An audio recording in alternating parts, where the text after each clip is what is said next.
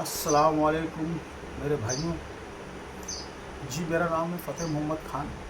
मैं मुंब्रा से हूँ और आज मेरा जो टॉपिक है सिर्फ़ और सिर्फ इस बेस पे है कि जितने भी मस्जिद और मदरसे से रिलेटेड जो शख्स हैं, जैसे इमाम साहब, बांगी साहब, मुअज्जिन साहब और भी जितने भी मस्जिद से रिलेटेड जो भी पॉइंट है, उस पॉइंट के हिसाब से मैं बात करना चाहता हूँ।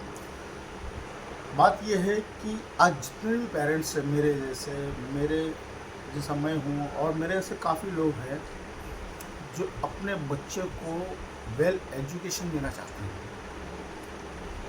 कोई भी फील्ड में हो, जैसे पढ़ाई में, स्कूल में, कॉलेज में, कोई भी जगह पे अच्छा एजुकेशन देना चाहते हैं।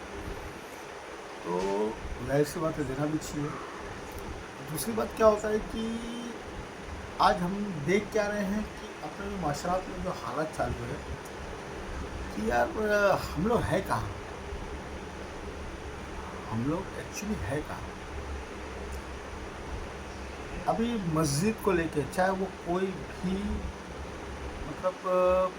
कैटेगरी बोलते हैं, जिसको हम लोग बोलते हैं ना कि हम लोग बढ़ गए हुए हैं, सुन्नी में, वहाबी में, देवबंदी में, अहले हदीस में, बहुत सारे जो कैटेगरी जो चल रहा है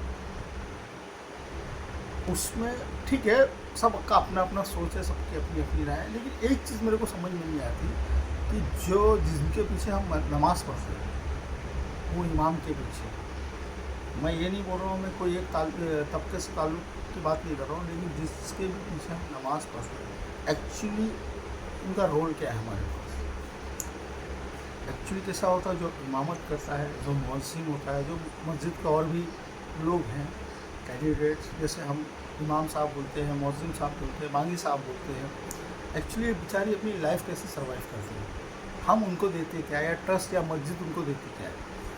तो आज पूरे ऑल इंडिया की बात कर रहा हूँ, ऑल इंडिया में। अभी तो फ़िलहाल मैं मुंब्रा में बैठा हूँ, तो मैं मुंब्रा के हिसाब से आज इनकी जो सैलरी पैकेज होती है वो है कितनी, 10,000, 12,000, 15,000, मैक्स टू मैक्स 20,000, उसके ऊपर नहीं। एक्चुअली उसके ऊपर है ही नहीं, ऑल ओवर इंडिया की बात करो। और हम उनको देते क्या है, कुछ नहीं देते। हम जाते हैं, मस्जिद यूज़ करते हैं, नमाज़ पढ़ते हैं, पानी वज़ू के लिए पानी यूज़ करते हैं, फ़ैन यूज़ करते हैं, एसी यूज़ करते हैं, लाइट यूज़ करते हैं, और नमाज़ पढ़ते हैं 5-7 मिनट, 10 मिनट, 15 मिनट और बाहर आ जाते हैं। बाहर आके खड़े हो जाते हैं, बक बक बक बक बक बक करते रहते हैं। समझाते हैं हम लोग, एडवाइस फ्री के जो एडवाइस बोलते हैं हम लोगों को सजेशन करते हैं, लेकिन हम क्या करते हैं वो हमको नहीं पता। क्योंकि कभी सोचा है आपने कि जो मौलाना साहब हैं, मुअज्जिन साहब हैं, इमाम साहब, इनका घर कैसे चलता होगा। आज एक एवरेज जो पर्सन होता है, आज उसकी जो सैलरी होती है, मिनिमम सैलरी 15,000 पकड़ लो। एक बंदा जो कहीं दुकान में, शॉप में काम करता है और ऑफिस में चले जाओ तो 30,000, 40,000, 50,000, सबका अलग है। MNC कंपनी में जाओ तो लाख, 1.25 लाख, जो भी है। जब वो घर चलाने में सक्षम नहीं होता, पूरा महीना वो काम करता है, उसके बाद जब उसके घर का राशन हो गया, बिजली का बिल हो गया, फ़ोन का रिचार्ज हो गया, टीवी का रिचार्ज हो गया, अदर एक्सपेंस हो गया, मेडिकल हो गया, स्कूलिंग हो गई, बहुत सारी चीज़ें, एंड ऑफ द मंथ क्या होता है, उसके पास बचता कुछ नहीं, यहाँ वहाँ से कर्जा लेके करना पड़ता है। जिसकी 30-35, 40,000, 50,000 है, उसकी भी बात कर रहा हूँ मैं। आप सोचो ना, 10, 12, 15,000, 20,000 में वो क्या करता होगा बंदा। तो ये कहने का मतलब क्या है, हम जो फालतू का अखराजात करते हैं, जिसके पीछे हम नमाज़ पढ़ते हैं, बराबर, फजर, जोहर, असर, मगरिब, इशा, 5 टाइम की फ़र्ज है जो हम पढ़ते हैं। कुछ लोग नहीं पढ़ते हैं और कुछ पढ़ते हैं। उसके बाद हम क्या करते हैं, साल में एक बार ज़कात निकालते हैं, फितरा निकालते हैं और कभी कभी सदका भी निकाल देते हैं। हम एहसान करते हैं अल्लाह के ऊपर सदका निकाल के, बट सदका निकालना चाहिए, पर डे निकालना चाहिए। आप किसी को दो या मत दो, एक घर में एक छोटा सा डब्बा रख लो, 10, 5, जो भी आपकी हैसियत है उसमें आप निकालो, और हमारे लिए बेनिफिट है। ठीक है। अब जब रमज़ान आता है, 11 महीना तो चलो हम जाते हैं मस्जिद में, नमाज़ पढ़ते हैं और आ जाते हैं। अब आ जाता है माह रमज़ान, जो 1 महीना होता है। 1 महीने में हम लोग तो भाई, हमारे जैसे मुसलमान की भीड़ लग जाती है मस्जिद में, फजर में भी गर्दी, जोहर में भी गर्दी, असर में भी गर्दी, मगरिब में भी गर्दी, ईशा में भी गर्दी, तरावी में भी गर्दी। अब जब एक महीने के बाद जब तरावी की आखिरी नमाज होती है, जब इमाम साहब अदा करके जब निकलते हैं, हम देते नहीं हैं उनको कुछ। हमने क्या किया कि अरे यार उनका काम है, इमाम साहब का काम है, अपना काम क्यों नहीं किया। उनके भी बाल बच्चे, उनका भी घर है, उनका भी परिवार है। मुअज्जिन साहब जो बेचारे अजान देते हैं, इमाम साहब के, उनकी तो वैल्यू ही नहीं ना। इमाम साहब की तो हम थोड़ा बहुत भी वैल्यू कर लेते, लेकिन मुअज्जिन साहब की तो वैल्यू करते ही नहीं। और ट्रस्टी के ऊपर सब छोड़ देते कि ट्रस्टी ऐसा करेगा, वैसा करेगा। ट्रस्टी तो करेगा भाई, वो ट्रस्ट ले रहा है, मतलब मस्जिद या मदरसे का ट्रस्ट चला रहा है, वो तो करेगा ही। लेकिन हम क्या कर रहे हैं उनके लिए? कुछ भी करते।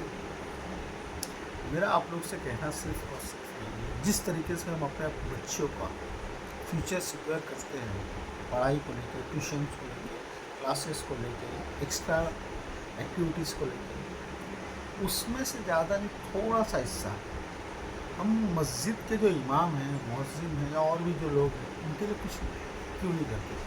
भाई उनके भी परिवार हैं, उनके भी बीवी बाल बच्चे, उनके भी घर में बच्चे स्टडी के लिए जाते हैं। अब ज़रूरी नहीं कि मौलाना साहब हैं, मुअज्जिन साहब हैं या इमाम साहब है सिर्फ अरबी पे ही मतलब फोकस करें। नहीं, अरबी तो ठीक है, अल्हम्दुलिल्लाह, वो अपनी दीन की बात है। लेकिन उसके अलावा जो दुनिया की जो ज़रूरत है, जैसे मान लो इंग्लिश हो गया, हिंदी हो गया, मराठी हो गया, और भी सब्जेक्ट हो गए, उनको भी तो स्कूल में बच्चे को पढ़ाते ही है ना। उसका भी खर्चा है, 1000 रुपये के नीचे तो आज की तारीख में फीस है भी। अब सोचो कि वो इतनी छोटी सी सैलरी में कैसे मैनेज करते हैं। तो ये मेरा और आप जितने भी लोग हैं जो सुन रहे हैं मेरा वीडियो, उनका ये फ़र्ज़ बनता है कि हम उनके लिए कुछ करें। चाहते हैं जुम्मा में जेब से निकालते हैं 5 रुपया, 10 रुपया, 20 रुपया, बहुत खींच के, अगर किसी ने बहुत दिलदार हुआ 50 रुपया, और बहुत ज़्यादा हो गया तो 100 रुपया, उससे ज़्यादा नहीं। वो वीक में एक बार, यानी 52 हफ्ते में, साल का 52 हफ्ता होता है, उसमें समझ लो हफ्ते में समझ लो 10-5 कर चलो। आप सोचो ना क्या क्या क्या क्या मिलता होगा। खैर, मैं आपको बताना ये चाहता हूँ कि जो भी मेरा वीडियो देख रहा है, मेरा वीडियो लंबा है बट सुनो, जितने भी लोग हैं ना जिनके पीछे हम नमाज़ पढ़ते हैं, पता है उनका वैल्यू क्या है? आज हम उनके पास नमाज़ पढ़ते हैं, हमारे घर पे निकाह होता है तो हम किसको पकड़ते हैं? इमाम साहब आइए मेरे बच्चे का या बेटी का निकाह पढ़ाइए। वो बेचारे आते हैं निकाह पढ़ाने के लिए, हम उनको हदिया में क्या देते हैं? 1000 2000, बस लाखों खर्चा कर देते हैं हम शादियों में। लेकिन उनके लिए हदिया देते क्या है? 1000 2000, बहुत खिंच के 2500, और बहुत अच्छा दिलदार हुआ 5000 रुपये। और यहाँ लाखों कैटरिंग में, हॉल में, कपड़ों में, जेवर में, दहेजों में, जो कि लेना देना हराम है, नहीं लेना देना चाहिए, लेकिन दे देते हैं ना। लेकिन मुअज्जिन साहब को या इमाम साहब को जो हमारा निकाह पढ़ाता है, हमारी बच्चियों का निकाह पढ़ाता है, देते कितना उनको? 2000 5000, डेढ़ से। और उसके बाद ऐसा लगता बहुत बड़ा एहसान कर दिया हमने इमाम साहब के ऊपर, मौलाना के ऊपर। एक्चुअली उनके भी बच्चे हैं, उनका भी परिवार है, उनको भी बुखार होता है, उनको भी तकलीफ़ होती है, उनकी भी ज़रूरत है कपड़े से लेके, किराए से, और गांव भी देना पड़ता है, माँ बाप को उनको भी केयर करना पड़ता है। तो जो भी रकम ट्रस्ट के हिसाब से मिलती है, मेरे को लगता है बहुत कम मिलती है। ट्रस्ट अपने हिसाब से दे रहा है, बेहतर से बेहतर दे रहा है, लेकिन अगर हम अपने आप पे डाल के देखें कि 15,000 में हमारा घर चले जाएगा, नहीं चलेगा, मुश्किल है। आप सोचो ना, वो भी तो इंसान है, उनके भी बच्चे हैं, उनका कैसे चलता होगा? लेकिन अल्लाह का बहुत बड़ा एहसान है उनके ऊपर, बहुत बड़ा करम है, अल्हम्दुलिल्लाह। इतना बड़ा करम है उनके ऊपर, चाहे वो कितनी भी कम सैलरी, लेकिन अपना दुख वो कभी किसी से शेयर करते ही नहीं। मतलब अल्लाह के अलावा तो खैर कोई देने वाला है भी नहीं बेशक, बट वो किसी से भी शेयर नहीं करते हैं। और हमेशा अल्हम्दुलिल्लाह बड़े बेहतरीन तरीके से लोगों से बात करना, मिलना जुलना, इखलाकी से, और अच्छे से अपना काम, जो उनका काम है वो करते हैं। हम क्या सोचते हैं यार इनकी तो ड्यूटी है, नहीं, ड्यूटी उनकी नहीं, ड्यूटी हमारी। हमारे मोहल्ले में अगर जो भी मस्जिद है और हमारे मस्जिद का जो भी इमाम है, अगर वो तकलीफ़ में है तो समझ लो कि उस एरिया के पूरे अवाम तकलीफ़ में है। हम पूरे एरिया के मोहल्ले के जितने भी अवाम है सबको मिल के जुल के ये एक करना है कि भैया हमारे जो मस्जिद के इमाम हैं उनको हमको सेटिस्फेक्शन देना है। तरीका कोई भी हो, मदद कैसी भी हो, वो आएंगे नहीं। मैंने आज तक अपनी लाइफ में कभी ये नहीं देखा कि कोई मस्जिद का इमाम किसी से शेयर करता है मैं तकलीफ़ में। और हमेशा अल्हम्दुलिल्लाह अल्हम्दुलिल्लाह, अल्लाह का शुक्र, अल्लाह का एहसान है, अल्लाह का एहसान करोड़ों अरबों खरबों है अल्लाह का एहसान। बट अपनी नज़र से तो देखो कि वो किसी से शेयर क्यों नहीं करता, क्योंकि हम चाहते ही नहीं कि वो किसी को ये करें। सुनते नहीं ना हम 5 मिनट की नमाज़ में गए, ज़ोहर में गए, 5-7 मिनट में अपना नमाज पढ़े और चले गए। हम कभी उनसे ठहर के ये नहीं पूछते कि इमाम साहब मेरा नाम सो है और मतलब आप बताएं अपने बारे में। कभी नहीं पूछते कि घर के हालात कैसे हैं, कैसे आपके वालिद वालिदैन, बीवी बाल बच्चे कैसा चल रहा होगा या जो भी है, कभी नहीं पूछते हम लोग। सीधा मस्जिद के बाहर, ऐसा लग रहा है कि भाई मस्जिद पर मतलब तुरंत बाहर आ जाते हैं। और सबसे अहम बात मैं आपको बताना चाहता हूँ कि हर वो बंदा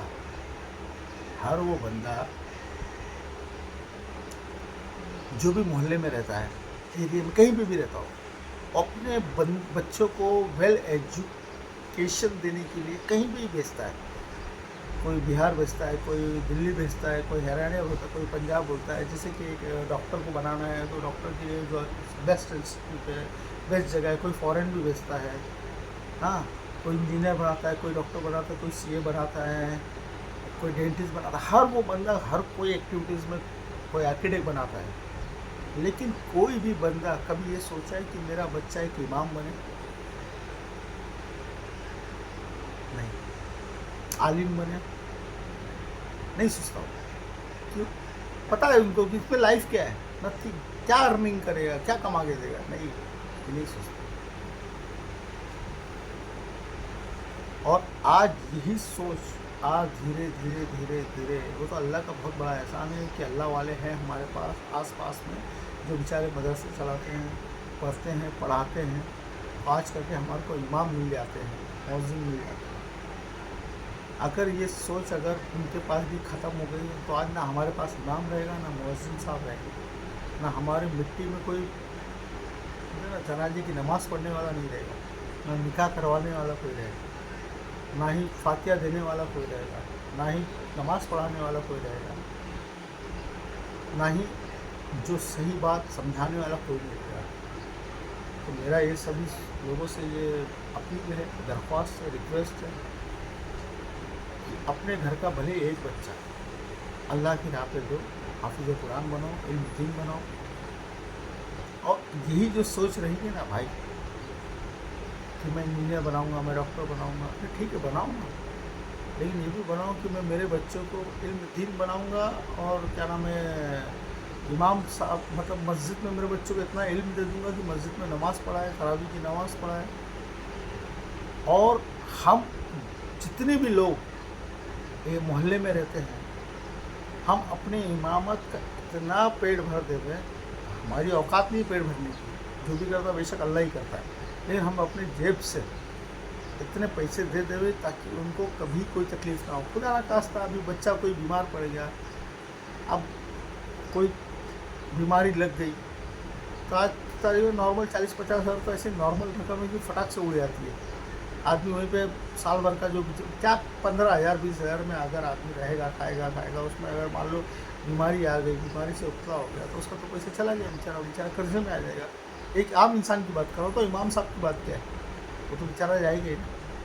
हम ये मतलब अहद कर ले हमारे दिलों में, जितने भी लोग हैं मोहल्ले में, जो भी 2 मस्जिद है, 1 मस्जिद है या 4 मस्जिद है, हम ये अहद कर लें कि जिस तरीके से हम अपना मोबाइल का रिचार्ज नहीं भूलते करने के लिए, जैसे एक दिन लास्ट डेट है 28 दिन का, आजकल महीना आ रहा है मोबाइल के डेट में, तो 349 का करवाते हैं तो भैया 2 GB मिलेगा, 1.5 GB मिलेगा 28 दिन के लिए। जैसे ही ख़त्म हो जाता है हम लोग ऐसे ही हो जाते हैं, बेचैन होते हैं, अरे यार मोबाइल का रिचार्ज खत्म हो गया, करवाना है।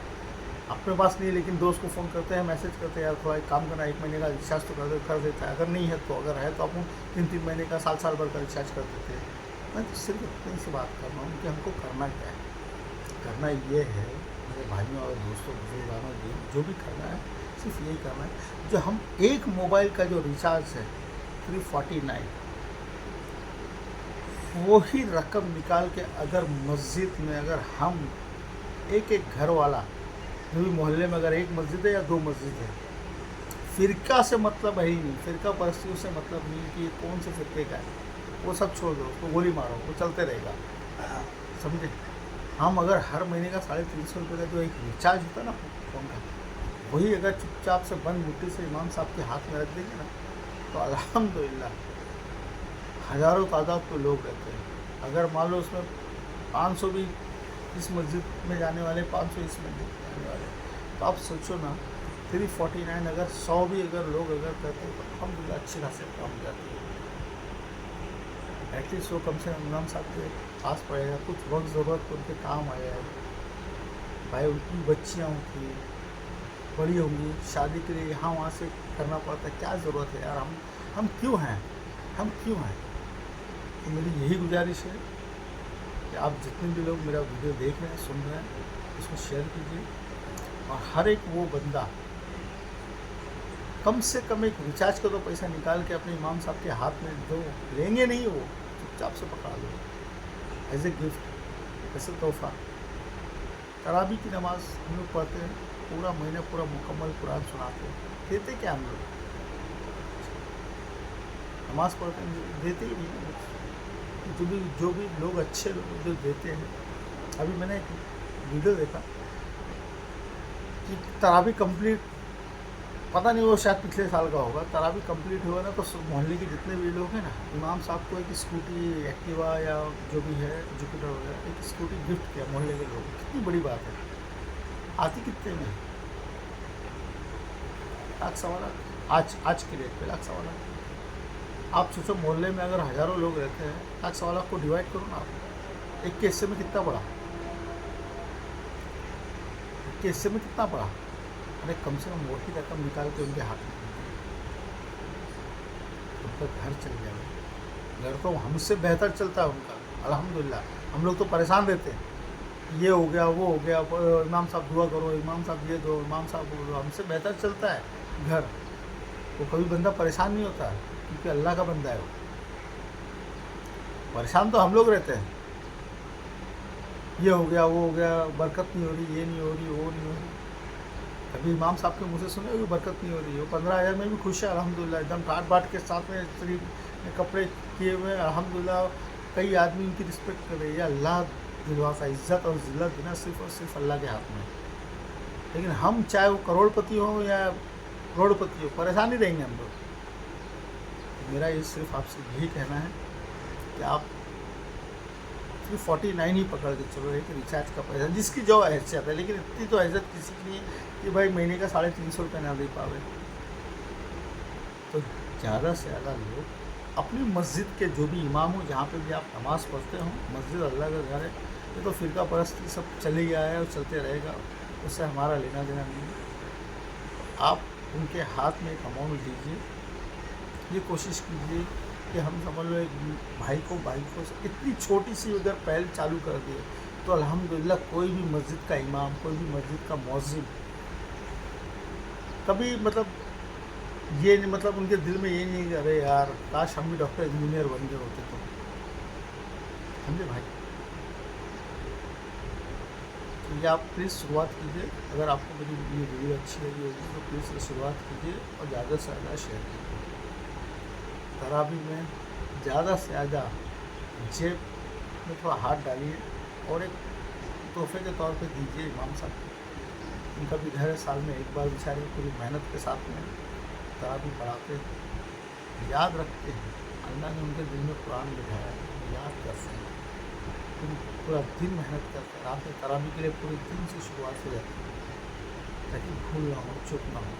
प्लीज़ मेरी आपसे यही रिक्वेस्ट है, गुजारिश है कि आप प्लीज़ सीखिए और अपने घर में जितने भी बच्चे हैं जो आपके पढ़ने, हर वो बच्चे को इमामत का कोर्स करवाइए, हाफिज़ कुरान बनाइए, इल्म दीन बनाइए, ताकि हमारे घरों में एक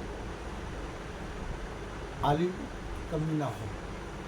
ठीक है भाई, अगर मेरा ये वीडियो अच्छा लगा तो ज़्यादा से ज़्यादा शेयर करो। जज़ाकल्लाह का शुक्रिया, अल्हम्दुलिल्लाह, अल्लाह हाफ़िज़।